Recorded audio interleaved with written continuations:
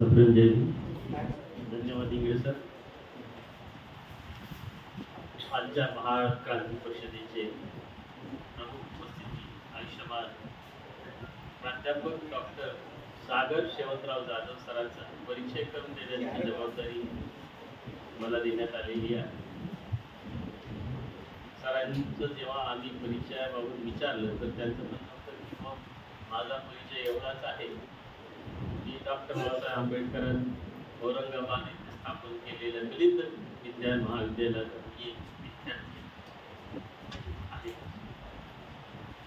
तरी पण त्याचं जे काही जे आहे ते मी आपल्याला विशद करतो. सरांनी मिलिंद विज्ञान महाविद्यालयातून 1987 साली जीवशास्त्रात BSc केली.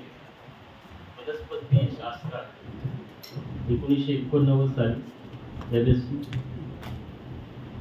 आणि डॉक्टर बाबासाहेब आंबेडकर मराठवाडा विद्यापीठ औरंगाबाद येथून MSc झाले आणि संत गाडगे बाबा अमरावती विद्यापीठ अमरावती येथून PhD 2014 साली झालेली आहे. सर सध्या अमोलचंद महाविद्यालय येथे वनस्पती शास्त्र विभाग प्रमुख म्हणून कार्यरत आहे. सरांचा पहिला काव्यसंग्रह आंबेडकरी 9 कविता 9 मे 1993 ला प्रकाशित झालेली आहे. दुसरा काव्यसंग्रह उजेड 1997 रोजी प्रकाशित झालेला आहे आणि त्यातली एक कविता BA भाग 1 आणि BSW भाग 1 च्या अभ्यासक्रमात सन 2000 ते 2010 पर्यंत समाविष्ट.